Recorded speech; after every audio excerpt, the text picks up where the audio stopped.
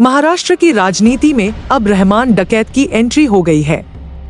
Shiv Sena UBT leader Sanjay Raut ने कहा कि पूरे महाराष्ट्र को पता है रहमान डकैत कौन है, कौन मुंबई को लूट रहा है, मुंबई को कराची के ल्यारी शहर में बदल रहा है।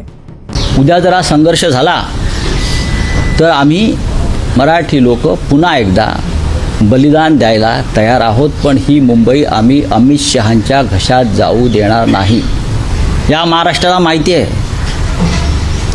रहमान डाकू कोण आहे, कोणाला मुंबई लुटायची आहे आणि त्यांना हे पाठबळ देणारे कोण आहेत। या मुंबईचं कराचीतील ल्यारी शहर कोणी केलेलं आहे अड्डा, या अख्ख्या मुंबईला माहिती आहे, महाराष्ट्राला माहिती आणि देशाला माहिती आहे।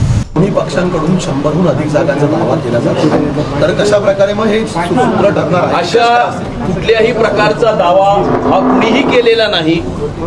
227 जागांवरती महायुती लढेल, महायुती म्हणून आम्ही ही निवडणूक लढणार आहोत आणि महायुतीचा महापौर हा 150 पेक्षा जास्त जागांवरती कसा निवडून येईल, नगरसेवक निवडून येतील आणि महायुतीचा महापौर मुंबईच्या महानगरपालिकेमध्ये विराजमान करण्याच्या दृष्टिकोनातून, तयारीच्या दृष्टिकोनातून ही चर्चा झालेली आहे।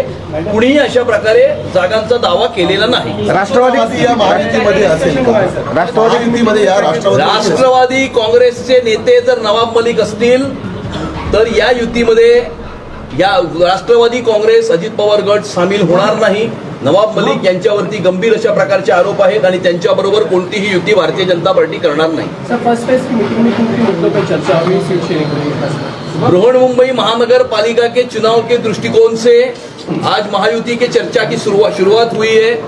सबसे पहले Republican party of India Athawale गढ़ के डेलीगेशन के साथ हमने चर्चा की।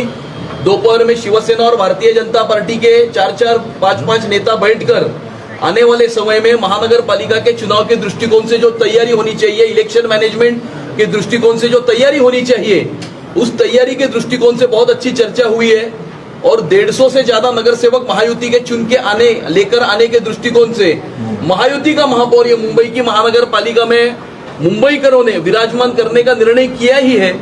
आने वाले समय में इस चुनाव का कैसे आगे लेकर जाना है, इलेक्शन मैनेजमेंट के दृष्टिकोण से बहुत अच्छी चर्चा हुई है और आने वाले समय में और डिटेल में माइक्रो मैनेजमेंट के ऊपर हम चर्चा आने वाले समय में करने वाले हैं। प्रफुल्ल पटेल आणि सुनील तटकरे यांनी अमित शहा यांची भेट घेतलेली आहे आणि दोन्ही राष्ट्रवादी एकत्र आल्यास अमित शहांना कोणतीही हरकत नसल्याची माहिती मिळते आहे। सोबतच शक्य असेल तिथे युती करा असं देखील शहांनी नाही, या संदर्भामध्ये मी माहिती घेतलेली नाही, माहिती घेऊन